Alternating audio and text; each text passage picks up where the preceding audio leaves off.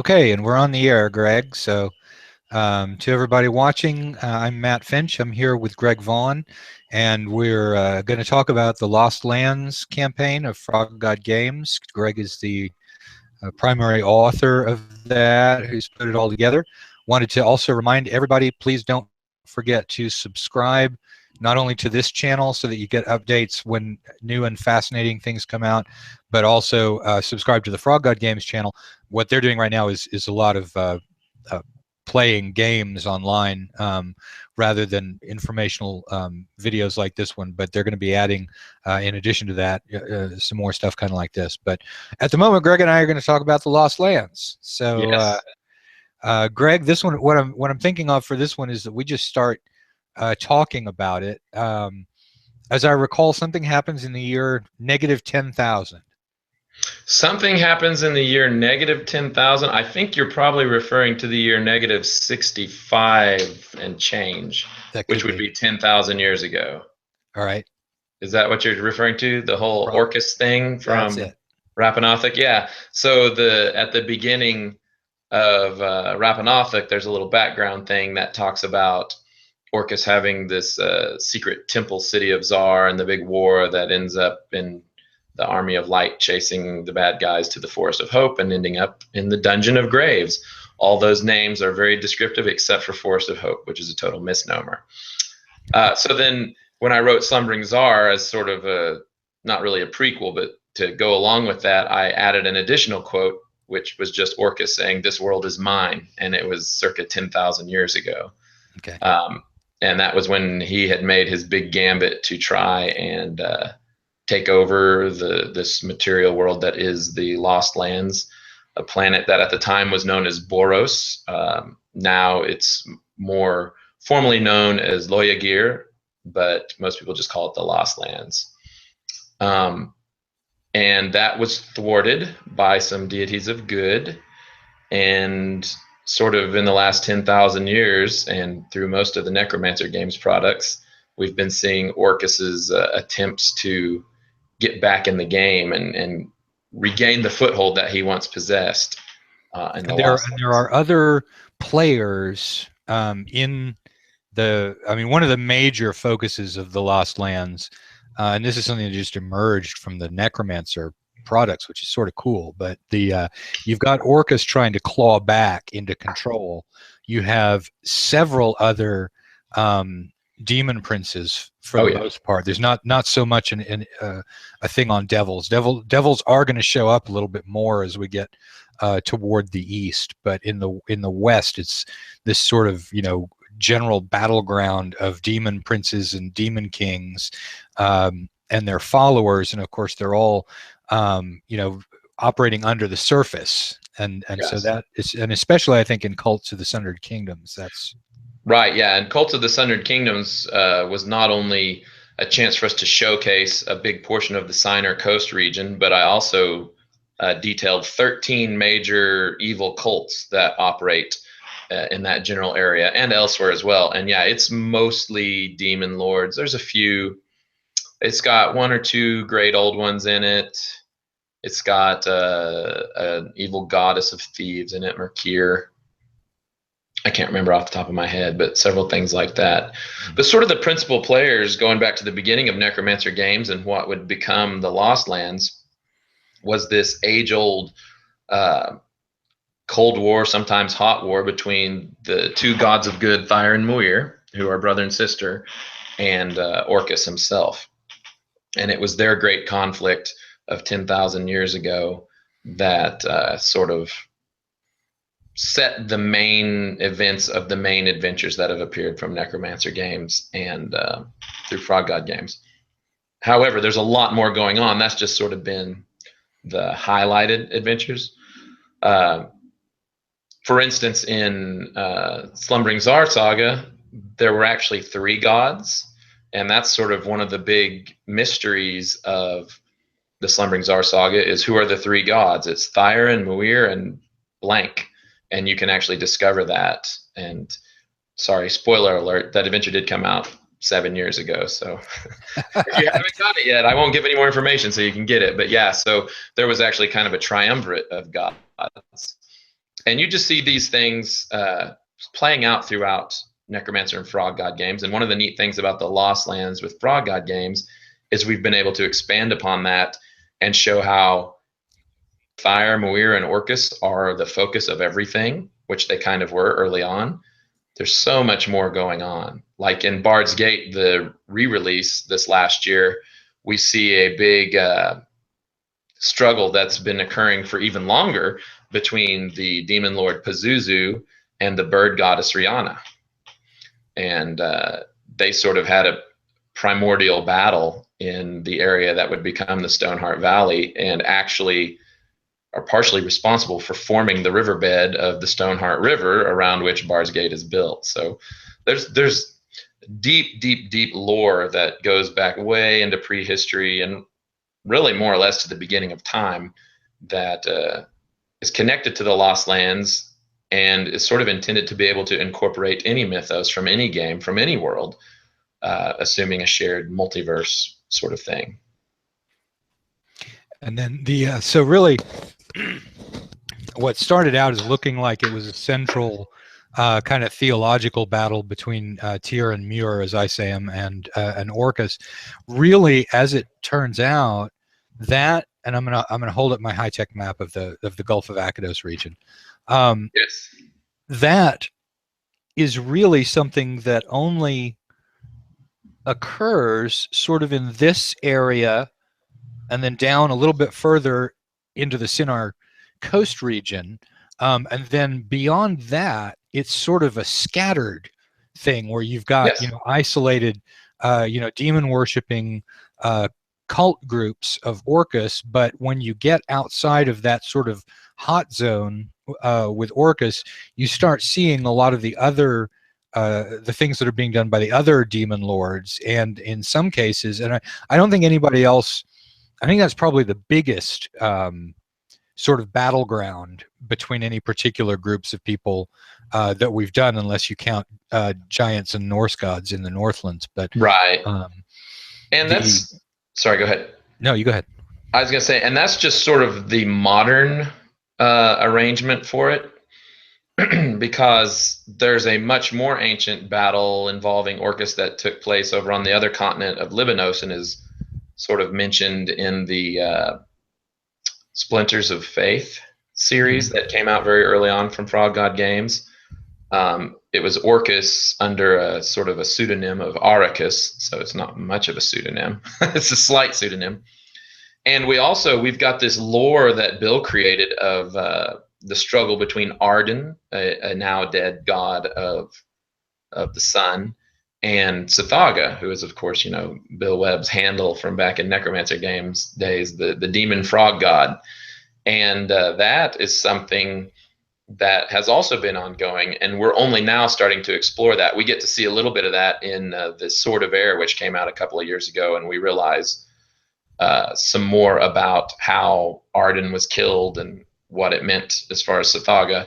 But those guys haven't been as big of players in more modern times. And even Thyron Moir and Orcus are sort of on the downswing. They're not at the pinnacle. The pinnacle of their conflict was like 300 years ago in the events that took place in Slumbering Czar and led to the creation of Rapanothik. And since then, Orcus has been quiet and Thyron Moir have been sort of just in decline as new gods have assumed the roles and stature that they once held. Yeah, there's a whole bunch of there's some music related gods in Bards Gate that are younger, and then you had the Hyperborean invasions all happened after the events of that set up Rapanothik, and so that was a pretty large migration of culture coming into that area.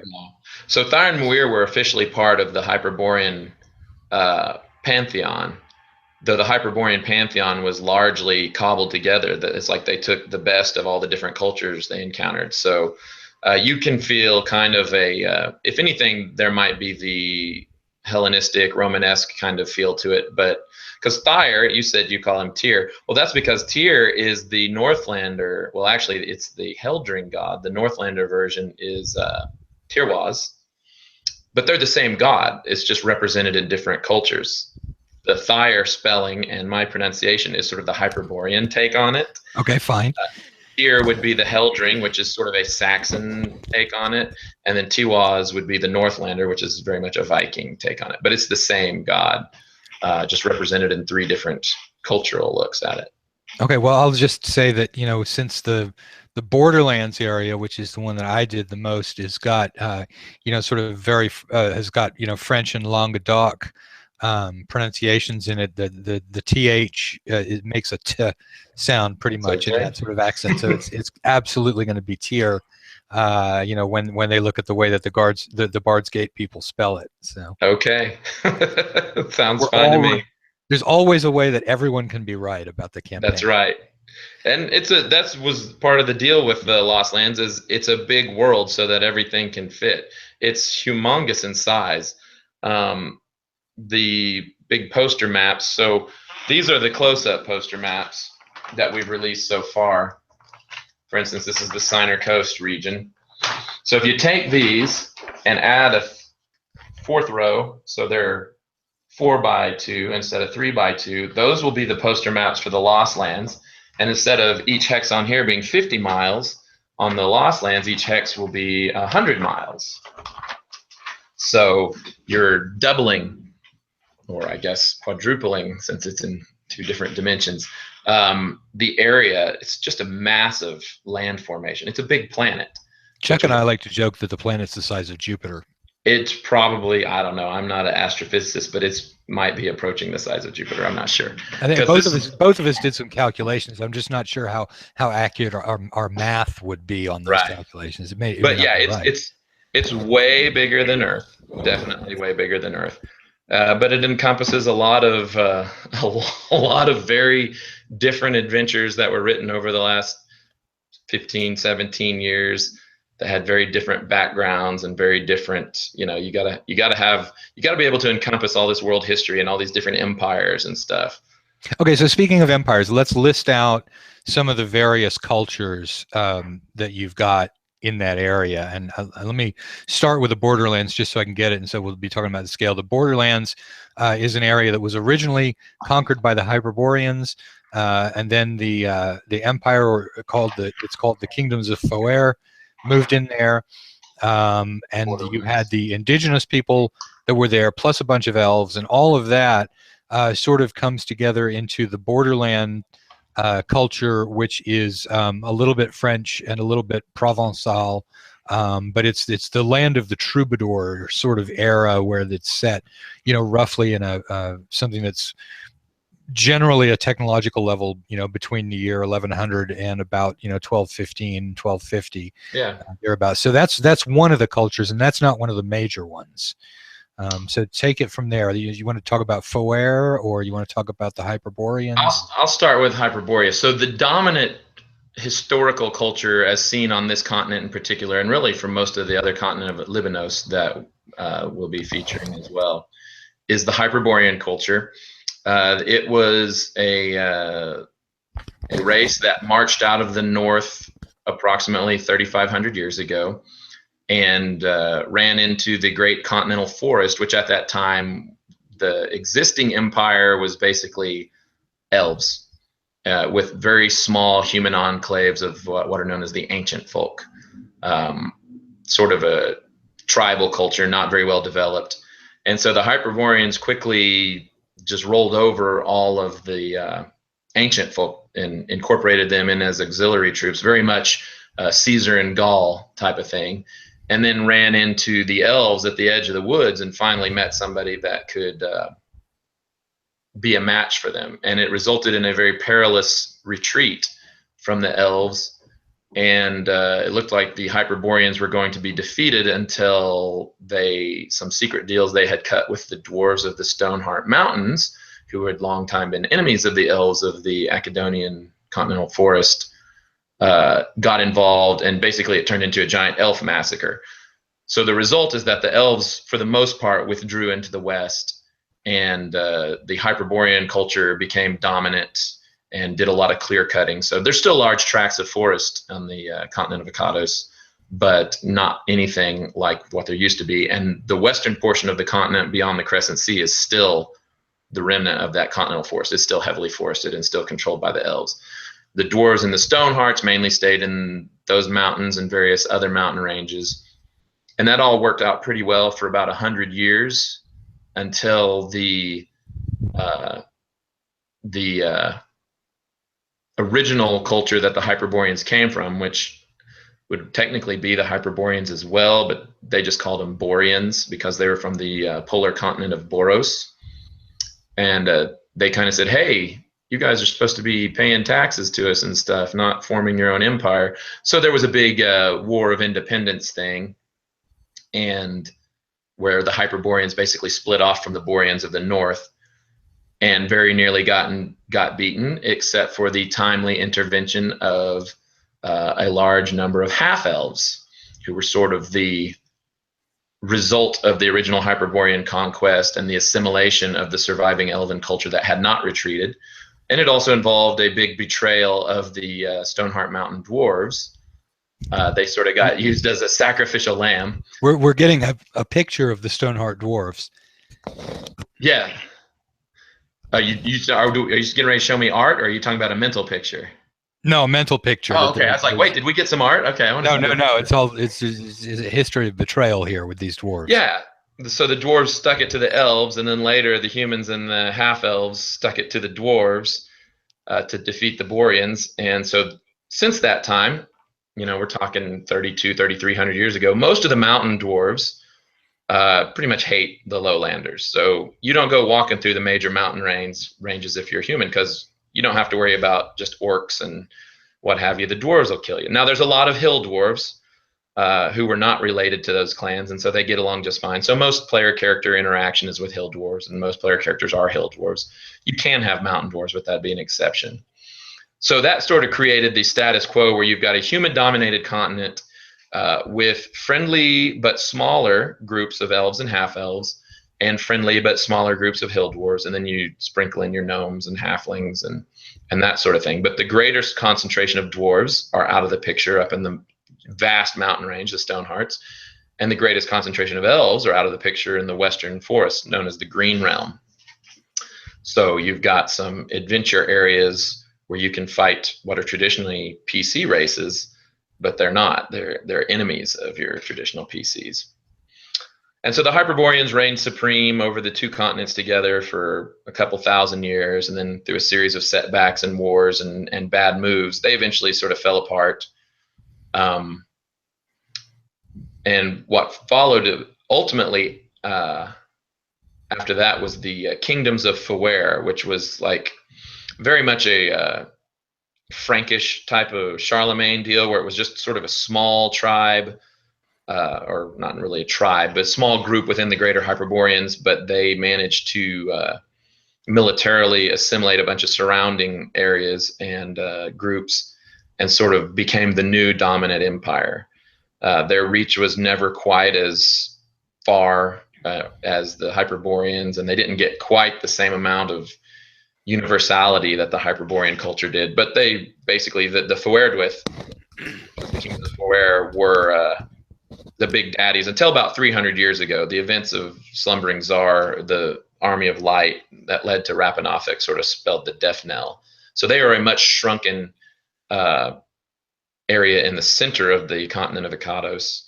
And then like the Borderlands, the Sundered Kingdoms, all of those represent areas that used to be parts of the kingdoms of Foer and have since fallen away, or fallen into anarchy for some of them. There are still a couple of areas in the Borderland provinces that at least pay lip service to the kingdoms of Foer, but they're basically completely pulled out of the eastern Sinar Coast area, the area that's covered in Cults of the Sundered Kingdoms. And so there you're dealing with anarchy. And in the Borderland provinces, which is the western part of the Sinar Coast region map, what you're dealing with is anarchy is not there yet, but there's several different ways and places in which it could break out. So that's sort of the theme of the Sinar Coast area.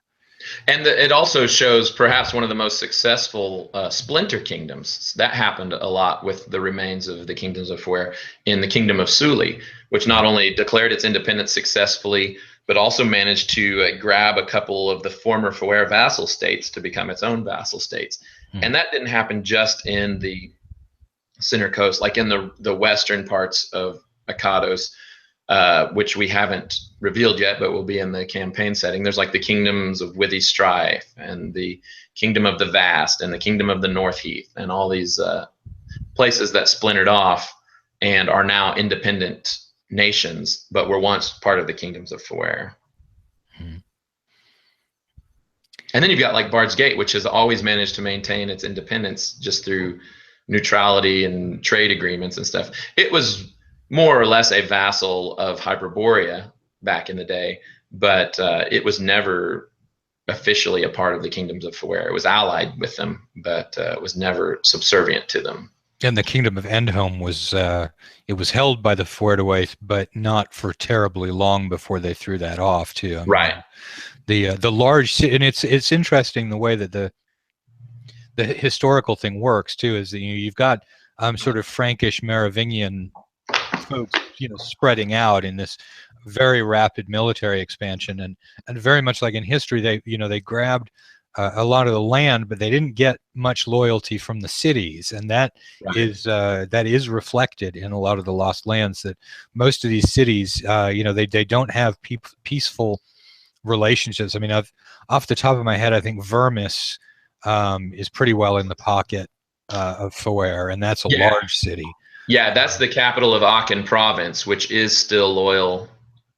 Pretty loyal. I mean, the Duchy of the Rampart is probably the most loyal of the Borderland provinces that still clings very tightly to Foer. Aachen province is a little looser with that, but they give more than lip service. Yeah, but maybe not much more. Well, I think those are the two. That's really the I guess you've got sort of you've got Exeter province that would be more than lip service to them, except they've basically been cut off. Yeah, they were left to their own during the Wilderlands Wars. Yeah. And Ceridian province, I think, was still loyal too, but it's beyond Exeter province, so it's sitting isolated, and we haven't detailed it yet.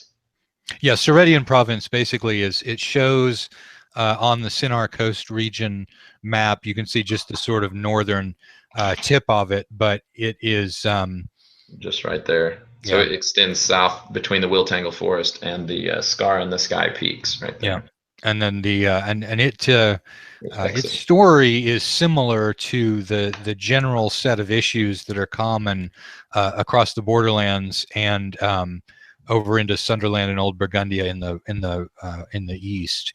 That the sort of overarching storyline is conquest by Foer and then retreat by Foer. But Ceridian province has a few differences, and then when you get over to the domain of Hawkmoon, it's very, very different. You got a very very different culture over there than you have in the other parts of that particular map. Because cultures don't always map directly. Hawkmoon. There we go. I realized I had to stop talking for your map to show. So. Oh, sorry. Yeah. Yeah. Go so ahead. You have to. Okay. No. I was just saying. Hawkmoon is very different. Cultures don't necessarily translate to rectangular-sized maps. So. No, they don't.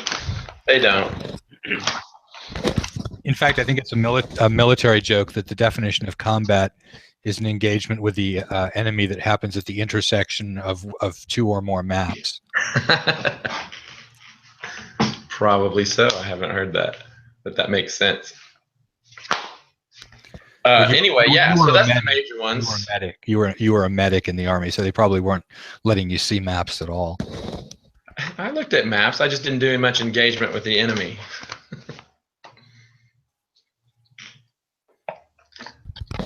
Okay, so everybody took a quick drink break there. Yes, good timing. So is there anything else that you think is vastly important about the Lost Lands? What we ought to do, Greg, is once I'm more familiar with how to use a live stream to take questions from people, I think I have to be switching back and forth between the YouTube interface and the Google interface. I'm not totally comfortable with doing that yet, but once I do learn how to do that, we should probably get on and do a question and answer kind of thing about the Lost Lands. I think people would enjoy that. So probably we'll go ahead. I was going to say probably something that's relevant right now, just because we're releasing it right now, is the Blight. and where Yes. does it fit into what we've shown? And so I will hold up a Signer Coast region map again, right? So these are the, I'm going to fold it over just a little bit. So Bards Gate is on the Gulf of Iquitos map and is located about right here. I'm not going to be able to hold about right here. I'm not going to be able to hold. About a Greg's eyeball. Yeah, this is Bards Gate right there. I'm not going to be able to hold up both maps to show you, so just know that it's there. So this is sort of the eastern perimeter, this chain of mountains. The Stoneheart Mountains go up here. This is the March of Mountains, which is a bunch of small mountain ranges that are more or less part of the Stoneheart Range, and form sort of the eastern perimeter of the modern Kingdom of Foer.